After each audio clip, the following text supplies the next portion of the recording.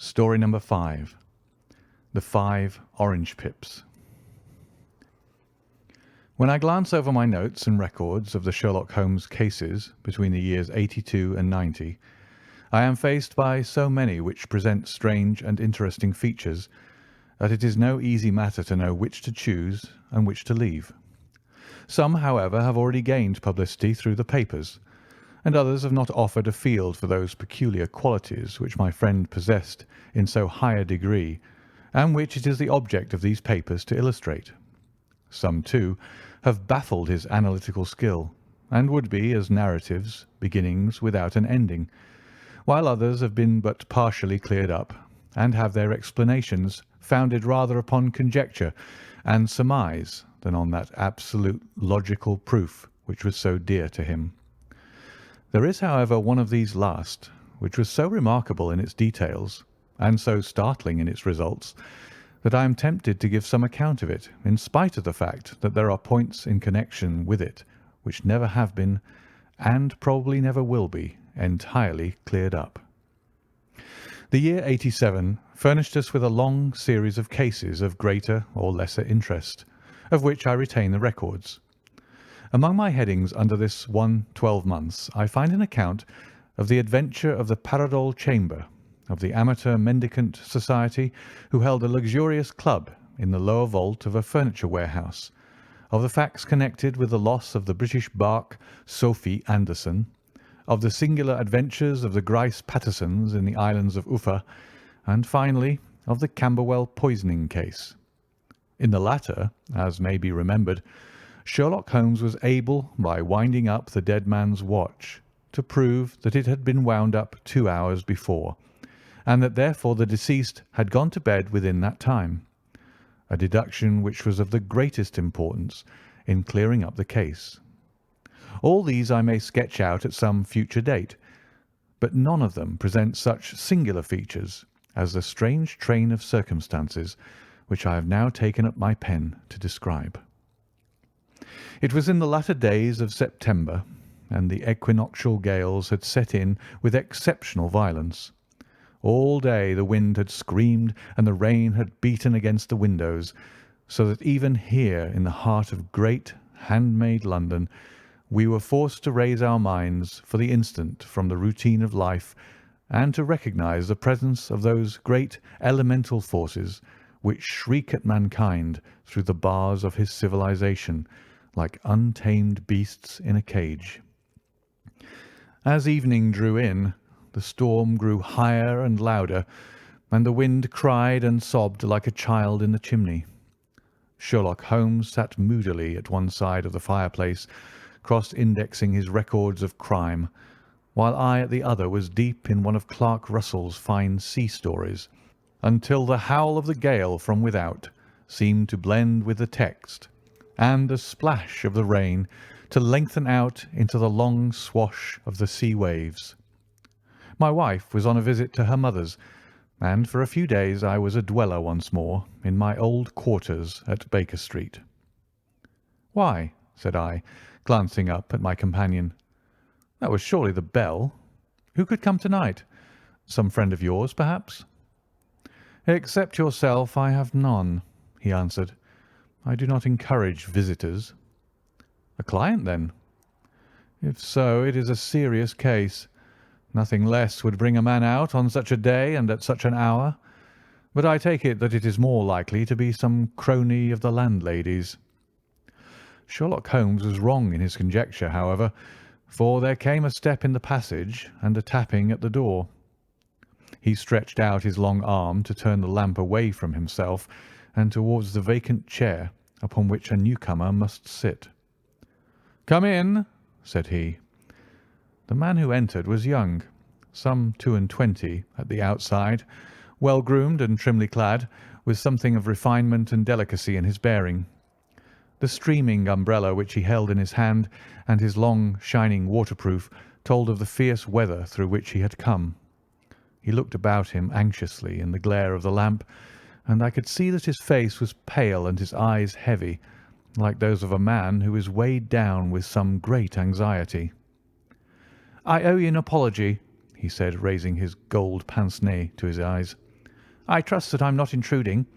I fear that I have brought some traces of the storm and rain into your snug chamber." "Give me your coat and umbrella," said Holmes. "They may rest here on the hook and will be dry presently. You have come up from the south-west, I see." "Yes, from Horsham."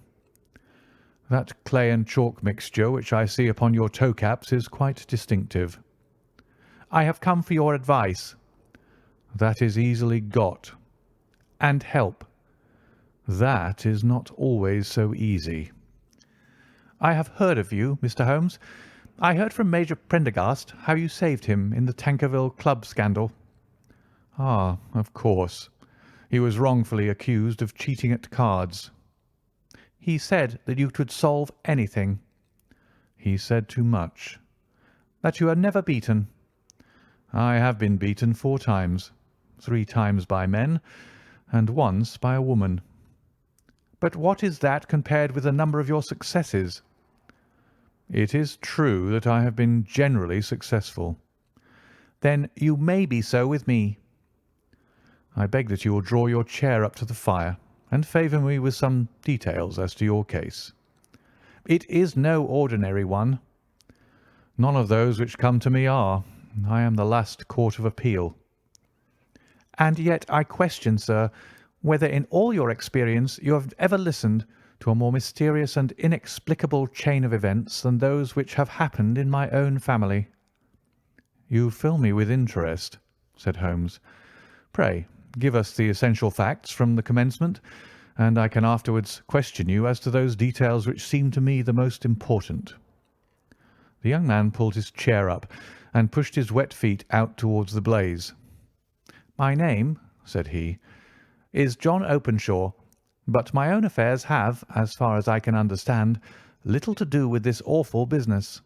It is a hereditary matter, so in order to give you an idea of the facts, I must go back to the commencement of the affair. You must know that my grandfather had 2 sons, my uncle Elias and my father Joseph.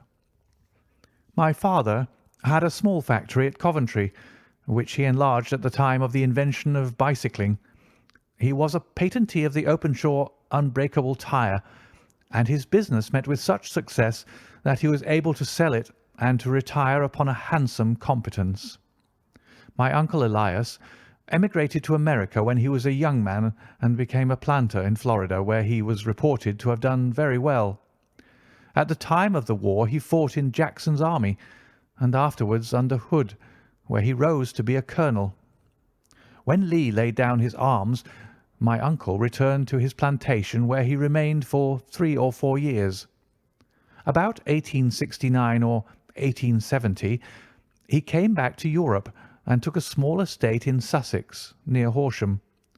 He had made a very considerable fortune in the States, and his reason for leaving them was his aversion to the negroes and his dislike of the Republican policy in extending the franchise to them.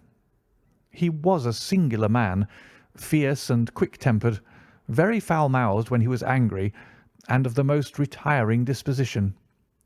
During all the years that he lived at Horsham, I doubt if ever he set foot in the town. He had a garden and 2 or 3 fields round his house, and there he would take his exercise, though very often for weeks on end he would never leave his room. He drank a great deal of brandy and smoked very heavily, but he would see no society and did not want any friends, not even his own brother. He didn't mind me. In fact, he took a fancy to me, for at the time when he saw me first I was a youngster of 12 or so. This would be in the year 1878, after he had been 8 or 9 years in England. He begged my father to let me live with him, and he was very kind to me in his way. When he was sober, he used to be fond of playing backgammon and draughts with me, and he would make me his representative both with the servants and with the tradespeople, so that by the time that I was 16 I was quite master of the house. I kept all the keys, and could go where I liked and do what I liked, so long as I did not disturb him in his privacy. There was one singular exception, however, for he had a single room, a lumber room up among the attics, which was invariably locked, and which he would never permit either me or anyone else to enter. With a boy's curiosity, I have peeped through the keyhole, but I was never able to see more than such a collection of old trunks and bundles as would be expected in such a room. One day, it was in March 1883, a letter with a foreign stamp lay upon the table in front of the colonel's plate. It was not a common thing for him to receive letters, for his bills were all paid in ready money, and he had no friends of any sort. "From India," said he, as he took it up. "Pondicherry postmark. What can this be?" Opening it hurriedly, out there jumped 5 little dried orange pips, which pattered down upon his plate. I began to laugh at this, but the laugh was struck from my lips at the sight of his face. His lip had fallen, his eyes were protruding, his skin the colour of putty, and he glared at the envelope which he still held in his trembling hand. "K, K, K!" he shrieked, and then, my God, my sins have overtaken me." "What is it, uncle?" I cried. "Death," said he, and rising from the table, he retired to his room, leaving me palpitating with horror. I took up the envelope and saw scrawled in red ink upon the inner flap, just above the gum, the letter K 3 times repeated. There was nothing else save the 5 dried pips. What could be the reason of his overpowering terror? I left the breakfast table, and as I ascended the stair, I met him coming down with an old rusty key which must have belonged to the attic in one hand, and a small brass box, like a cash box, in the other. "They may do what they like, but I'll checkmate them still," said he with an oath. "Tell Mary that I shall want a fire in my room to-day, and send down to Fordham the Horsham lawyer." I did as he ordered, and when the lawyer arrived I was asked to step up to the room. The fire was burning brightly, and in the grate there was a mass of black fluffy ashes as of burned paper, while the brass box stood open and empty beside it. As I glanced at the box I noticed with a start that upon the lid was printed the treble K which I had read in the morning upon the envelope. "I wish you, John," said my uncle, "to witness my will. I leave my estate, with all its advantages and all its disadvantages, to my brother, your father, whence it will no doubt descend to you. If you can enjoy it in peace, well and good. If you find you cannot, take my advice, my boy, and leave it to your deadliest enemy. I am sorry to give you such a two-edged thing, but I can't say what turn things are going to take. Kindly sign the paper where Mr. Fordham shows you." I signed the paper as directed, and the lawyer took it away with him. The singular incident made, as you may think, the deepest impression upon me, and I pondered over it and turned it every way in my mind without being able to make anything of it. Yet I could not shake off the vague feeling of dread which it left behind, though the sensation grew less keen as the weeks passed, and nothing happened to disturb the usual routine of our lives. I could see a change in my uncle, however. He drank more than ever, and he was less inclined for any sort of society. Most of his time he would spend in his room, with the door locked upon the inside, but sometimes he would emerge in a sort of drunken frenzy, and would burst out of the house and tear about the garden with a revolver in his hand, screaming out that he was afraid of no man, and that he was not to be cooped up like a sheep in a pen by man or devil. When these hot fits were over, however, he would rush tumultuously in at the door and lock and bar it behind him, like a man who can brazen it out no longer against the terror which lies at the roots of his soul. At such times I have seen his face, even on a cold day, glisten with moisture, as though it were new raised from a basin. Well, to come to an end of the matter, Mr. Holmes, and not to abuse your patience, there came a night when he made one of those drunken sallies from which he never came back. We found him, when we went to search for him, face downward in a little green-scummed pool, which lay at the foot of the garden. There was no sign of any violence, and the water was but 2 feet deep, so that the jury, having regard to his known eccentricity, brought in a verdict of suicide. But I, who knew how he winced from the very thought of death, had much ado to persuade myself that he had gone out of his way to meet it. The matter passed, however, and my father entered into possession of the estate, and of some £14,000 which lay to his credit at the bank. "One moment," Holmes interposed. "Your statement is, I foresee, one of the most remarkable to which I have ever listened. Let me have the date of the reception by your uncle of the letter, and the date of his supposed suicide." "The letter arrived on March 10th, 1883.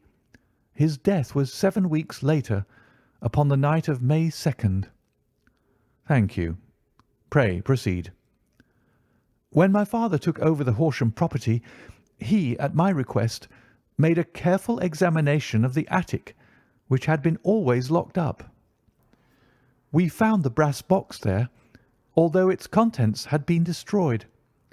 On the inside of the cover was a paper label with the initials of K.K.K. repeated upon it, and letters, memoranda, receipts, and a register written beneath. These, we presume, indicated the nature of the papers which had been destroyed by Colonel Openshaw. For the rest, there was nothing of much importance in the attic, save a great many scattered papers and notebooks bearing upon my uncle's life in America. Some of them were of the war time, and showed that he had done his duty well, and had borne the repute of a brave soldier. Others were of a date during the reconstruction of the Southern States, and were mostly concerned with politics, for he had evidently taken a strong part in opposing the carpet-bag politicians who had been sent down from the north. Well, it was the beginning of '84 when my father came to live at Horsham, and all went as well as possible with us until the January of '85. On the 4th day after the New Year, I heard my father give a sharp cry of surprise as we sat together at the breakfast table. There he was, sitting with a newly opened envelope in one hand and 5 dried orange pips in the outstretched palm of the other one. He had always laughed at what he called my cock and bull story about the colonel, but he looked very scared and puzzled now that the same thing had come upon himself. "Why, what on earth does this mean, John?" he stammered. My heart had turned to lead. "It is K.K.K.," said I. He looked inside the envelope. "So it is," he cried. "Here are the very letters. But what is this written above them?" "Put the papers on the sundial," I read, peeping over his shoulder. "What papers? What sundial?" he asked. "The sundial in the garden. There is no other," said I. "But the papers must be those that are destroyed." "Pooh!" said he, gripping hard at his courage. "We are in a civilized land here, and we can't have tomfoolery of this kind. Where does the thing come from?" "From Dundee," I answered, glancing at the postmark. "Some preposterous practical joke," said he. "What have I to do with sundials and papers? I shall take no notice of such nonsense." "I should certainly speak to the police," I said. "And be laughed at for my pains? Nothing of the sort." "Then let me do so." "No, I forbid you. I won't have a fuss made about such nonsense." It was in vain to argue with him, for he was a very obstinate man. I went about, however, with a heart which was full of forebodings. On the 3rd day after the coming of the letter, my father went from home to visit an old friend of his, Major Freebody, who is in command of one of the forts upon Portsdown Hill. I was glad that he should go, for it seemed to me that he was farther from danger when he was away from home. In that, however, I was in error. Upon the 2nd day of his absence, I received a telegram from the Major imploring me to come at once. My father, had fallen over one of the deep chalk pits which abound in the neighbourhood, and was lying senseless with a shattered skull. I hurried to him, but he passed away without having ever recovered his consciousness. He had, as it appears, been returning from Fareham in the twilight, and as the country was unknown to him and the chalk pit unfenced, the jury had no hesitation in bringing in a verdict of death from accidental causes. Carefully, as I examined every fact connected with his death, I was unable to find anything which could suggest the idea of murder. There were no signs of violence, no footmarks, no robbery, no record of strangers having been seen upon the roads, and yet I need not tell you that my mind was far from at ease, and that I was well nigh certain that some foul plot had been woven round him. In this sinister way I came into my inheritance. You will ask me why I did not dispose of it.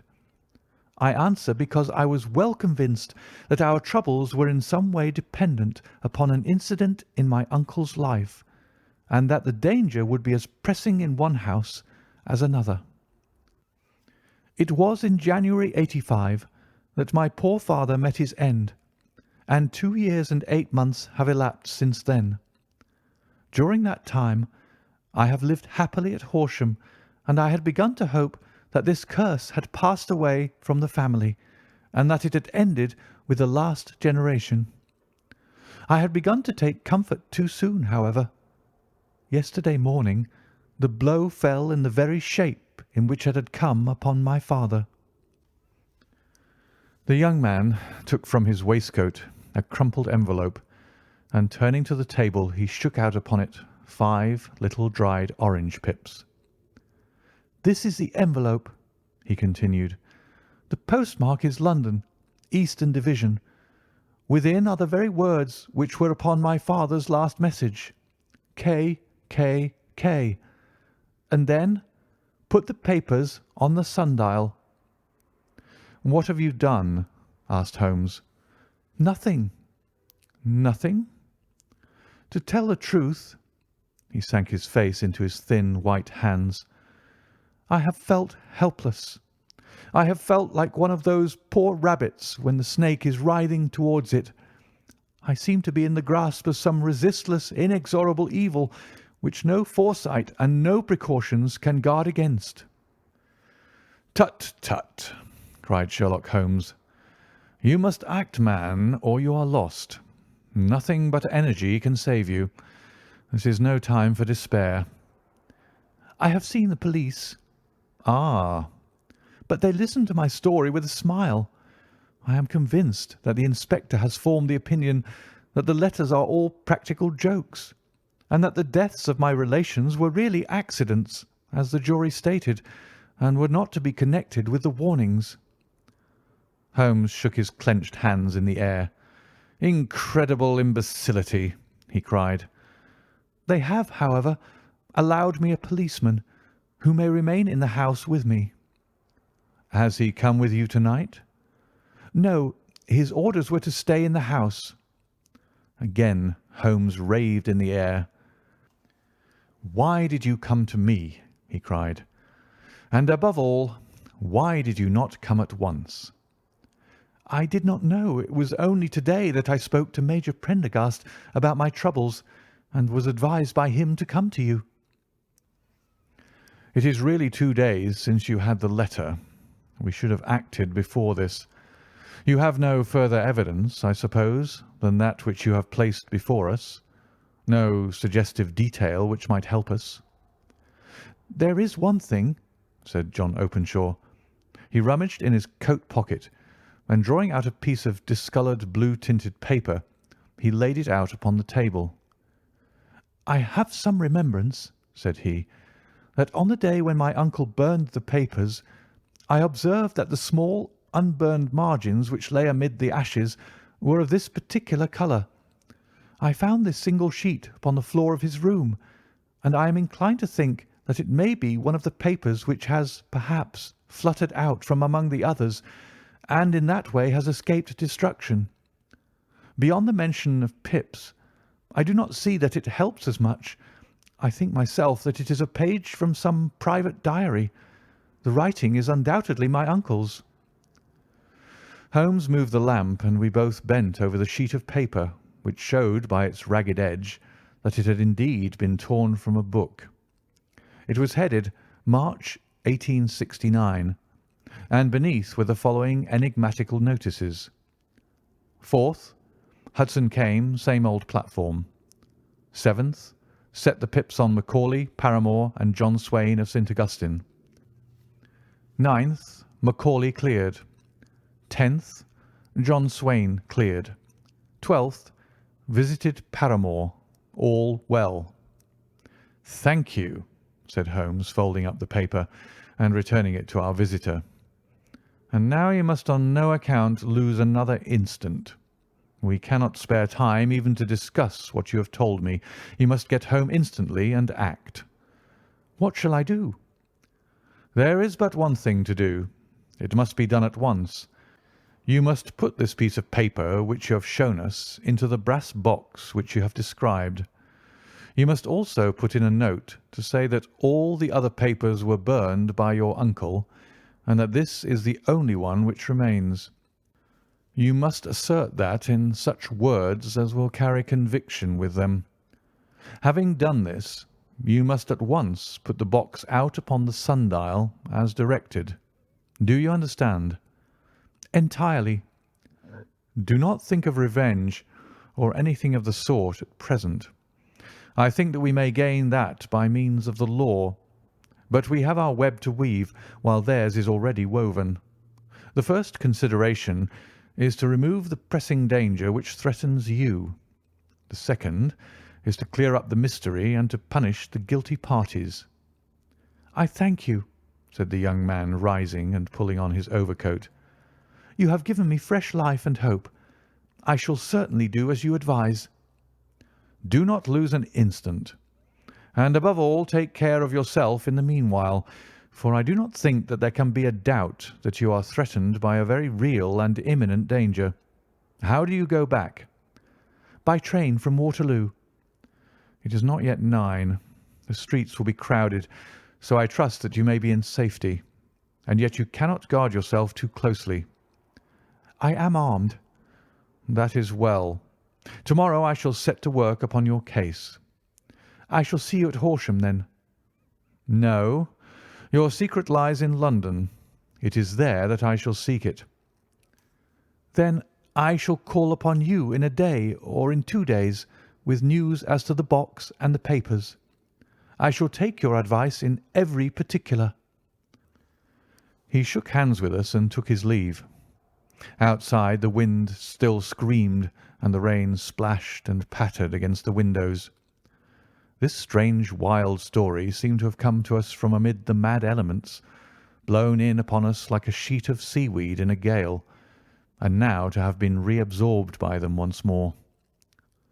Sherlock Holmes sat for some time in silence, with his head sunk forward and his eyes bent upon the red glow of the fire. Then he lit his pipe, and leaning back in his chair, he watched the blue smoke rings as they chased each other up to the ceiling. "I think, Watson," he remarked at last, "that of all our cases we have had none more fantastic than this. Save perhaps the sign of 4. Well, yes, save perhaps that. And yet this John Openshaw seems to me to be walking amid even greater perils than did the Sholtos." "But have you," I asked, "formed any definite conception as to what these perils are?" "There can be no question as to their nature," he answered. "Then what are they? Who is this K., and why does he pursue this unhappy family?" Sherlock Holmes closed his eyes and placed his elbows upon the arms of his chair with his finger-tips together.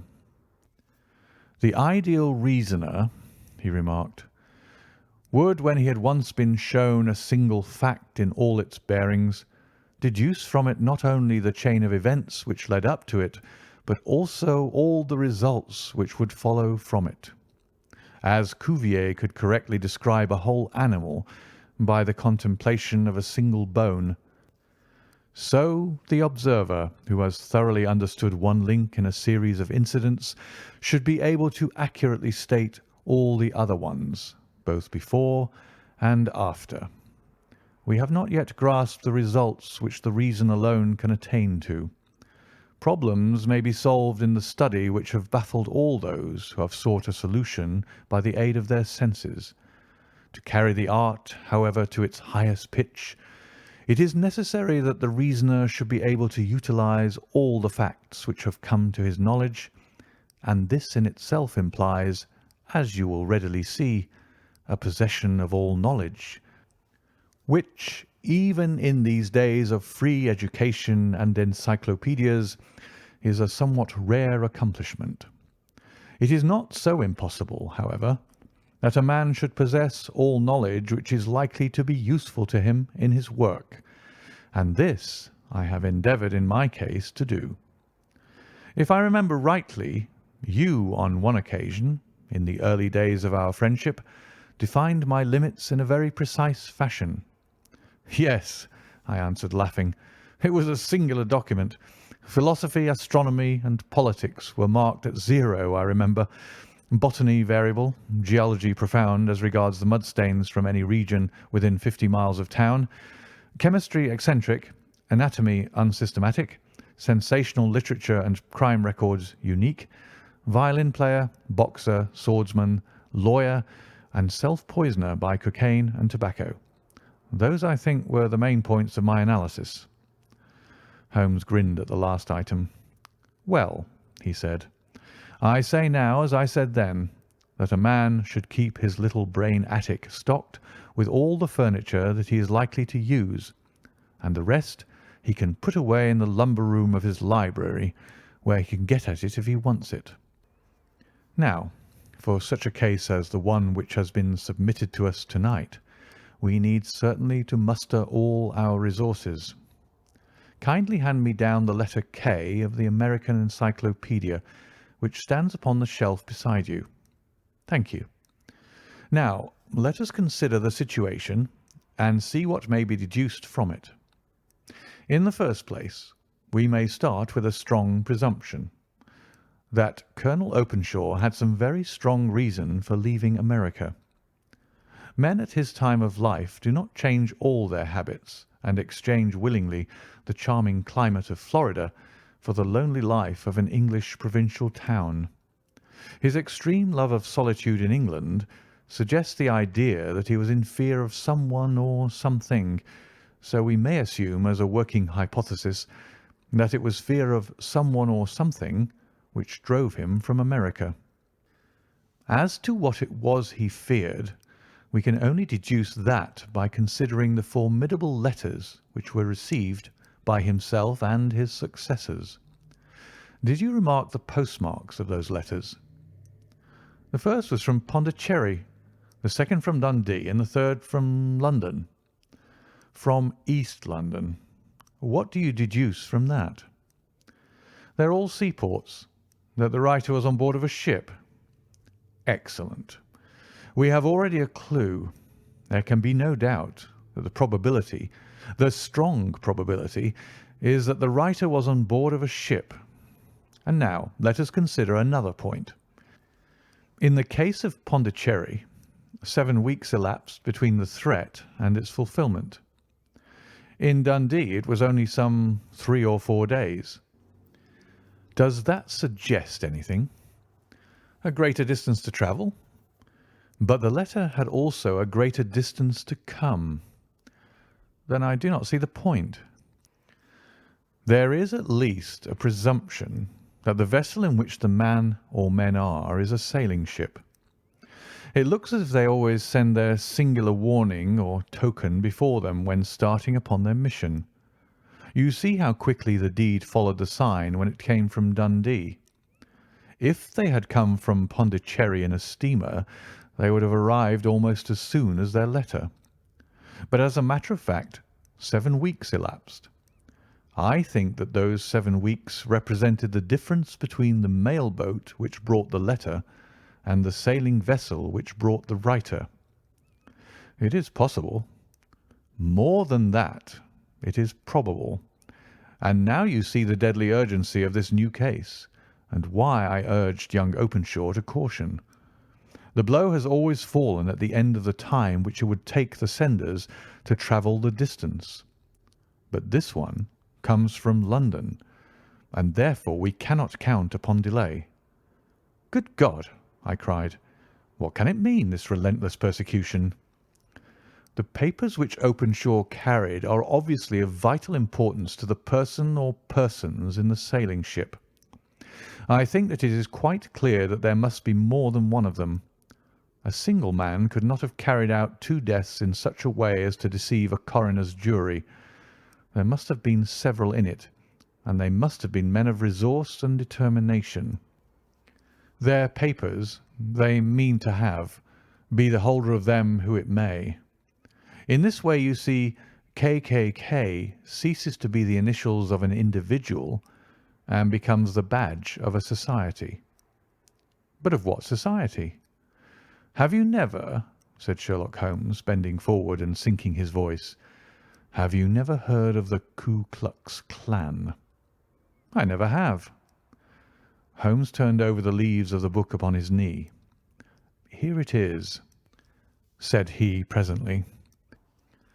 "Ku Klux Klan, a name derived from the fanciful resemblance to the sound produced by cocking a rifle.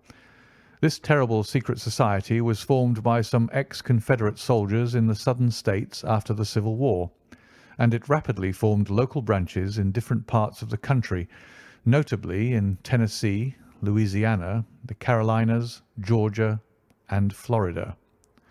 Its power was used for political purposes, principally for the terrorizing of the negro voters and the murdering and driving from the country of those who were opposed to its views. Its outrages were usually preceded by a warning sent to the marked man in some fantastic but generally recognized shape: a sprig of oak leaves in some parts, melon seeds or orange pips in others. On receiving this, the victim might either openly abjure his former ways, or might fly from the country. If he braved the matter out, death would unfailingly come upon him, and usually in some strange and unforeseen manner. So perfect was the organization of the society, and so systematic its methods, that there is hardly a case upon record where any man succeeded in braving it with impunity, or in which any of its outrages were traced home to the perpetrators. For some years the organization flourished in spite of the efforts of the United States government and of the better classes of the community in the South. Eventually, in the year 1869, the movement rather suddenly collapsed, although there have been sporadic outbreaks of the same sort since that date. "You will observe," said Holmes, laying down the volume, "that the sudden breaking up of the society was coincident with the disappearance of Openshaw from America with their papers. It may well have been cause and effect. It is no wonder that he and his family have some of the more implacable spirits upon their track. You can understand that this register and diary may implicate some of the first men in the South, and that there may be many who will not sleep easy at night until it is recovered. Then the page we've seen is such as we might expect. It ran, if I remember right, sent the pips to A, B, and C, that is, sent the society's warning to them. Then there are successive entries that A and B cleared or left the country, and finally that C was visited with, I fear, a sinister result for C. Well, I think, Doctor, that we may let some light into this dark place, and I believe that the only chance young Openshaw has in the meantime is to do what I have told him. There is nothing more to be said or to be done to-night, so hand me over my violin, and let us try to forget for half an hour the miserable weather and the still more miserable ways of our fellow men." It had cleared in the morning, and the sun was shining with a subdued brightness through the dim veil which hangs over the great city. Sherlock Holmes was already at breakfast when I came down. "You will excuse me for not waiting for you," said he. "I have, I foresee, a very busy day before me in looking into this case of young Openshaw's." "What steps will you take?" I asked. It will very much depend upon the results of my first inquiries. I may have to go down to Horsham after all." "You will not go there first?" "No, I shall commence with the city. Just ring the bell, and the maid will bring up your coffee." As I waited, I lifted the unopened newspaper from the table and glanced my eye over it. It rested upon a heading which sent a chill to my heart. "Holmes!" I cried. "You're too late." "Ah!" said he, laying down his cup. "I feared as much. How was it done?" He spoke calmly, but I could see that he was deeply moved. "My eye caught the name of Openshaw and the heading 'Tragedy near Waterloo Bridge.' Here is the account. Between 9 and 10 last night, Police Constable Cook of the H Division on duty near Waterloo Bridge heard a cry for help and a splash in the water. The night, however, was extremely dark and stormy, so that in spite of the help of several passers-by, it was quite impossible to effect a rescue. The alarm, however, was given, and by aid of the water police, the body was eventually recovered. It proved to be that of a young gentleman whose name, as it appears from an envelope which was found in his pocket, was John Openshaw, and whose residence is near Horsham. It is conjectured that he may have been hurrying down to catch the last train from Waterloo Station, and that in his haste and the extreme darkness he missed his path and walked over the edge of one of the small landing places for river steamboats. The body exhibited no traces of violence, and there can be no doubt that the deceased had been the victim of an unfortunate accident, which should have the effect of calling the attention of the authorities to the condition of the riverside landing stages. We sat in silence for some minutes, Holmes more depressed and shaken than I had ever seen him. "That hurts my pride, Watson," he said at last. "It is a petty feeling, no doubt, but it hurts my pride. It becomes a personal matter with me now, and if God sends me health, I shall set my hand upon this gang. That he should come to me for help, and that I should send him away to his death." He sprang from his chair and paced about the room in uncontrollable agitation, with a flush upon his sallow cheeks and a nervous clasping and unclasping of his long, thin hands. "They must be cunning devils," he exclaimed at last. "How could they have decoyed him down there? The embankment is not on the district line to the station. The bridge, no doubt, was too crowded, even on such a night, for their purpose. Well, Watson, we shall see who will win in the long run. I am going out now." "To the police?" "No, I shall be my own police. When I have spun the web they may take the flies, but not before." All day I was engaged in my professional work, and it was late in the evening before I returned to Baker Street. Sherlock Holmes had not come back yet. It was nearly 10 o'clock before he entered, looking pale and worn. He walked up to the sideboard, and tearing a piece from the loaf, he devoured it voraciously, washing it down with a long draught of water. "You are hungry?" I remarked. "Starving. It had escaped my memory. I have had nothing since breakfast." "Nothing?"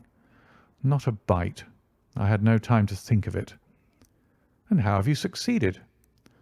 "Well, you have a clue?" "I have them in the hollow of my hand. Young Openshaw shall not long remain unavenged. Why, Watson, let us put their own devilish trademark upon them. It is well thought of." "What do you mean?" He took an orange from the cupboard, and tearing it to pieces, he squeezed out the pips upon the table. Of these he took 5 and thrust them into an envelope. On the inside of the flap he wrote S.H. for J.O. Then he sealed it and addressed it to Captain James Calhoun, Bark Lone Star, Savannah, Georgia. "That will await him when he enters port," said he, chuckling. "It may give him a sleepless night. He'll find it as sure a precursor of his fate as Openshaw did before him." "And who is this Captain Calhoun?" "The leader of the gang. I shall have the others, but he first." "How did you trace it, then?" He took a large sheet of paper from his pocket, all covered with dates and names. "I have spent the whole day," said he, "over Lloyd's registers and files of the old papers, following the future career of every vessel which touched at Pondicherry in January and February in '83. There were 36 ships of fair tonnage which were reported there during those months. Of these, one, the Lone Star, instantly attracted my attention, since, although it was reported as having cleared from London, the name is that which is given to one of the states of the Union. Texas, I think. I was not and am not sure which, but I knew that the ship must have an American origin. What then? I searched the Dundee records, and when I found that the barque Lone Star was there in January '85, my suspicion became a certainty. I then inquired as to the vessels which lay at present in the port of London. Yes, the Lone Star had arrived here last week. I went down to the Albert Dock and found that she had been taken down the river by the early tide this morning, homeward bound to Savannah. I wired to Gravesend and learned that she had passed some time ago, and as the wind is easterly, I have no doubt that she is now past the Goodwins and not very far from the Isle of Wight." "What will you do, then?" "Oh, I have my hand upon him. He and the two mates are, as I learn, the only native-born Americans in the ship. The others are Finns and Germans. I know also that they were all three away from the ship last night. I had it from the stevedore, who's been loading their cargo. By the time that their sailing ship reaches Savannah, the mail-boat will have carried this letter, and the cable will have informed the police of Savannah that these three gentlemen are badly wanted here upon a charge of murder. There is ever a flaw, however, in the best laid of human plans, and the murderers of John Openshaw were never to receive the orange pips which would show them that another, as cunning and as resolute as themselves, was upon their track. Very long and very severe were the equinoctial gales that year. We waited long for news of the Lone Star of Savannah, but none ever reached us.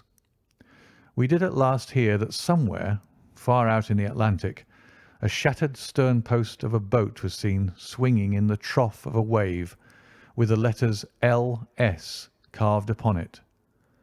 And that is all which we shall ever know of the fate of the Lone Star. End of the 5 Orange Pips.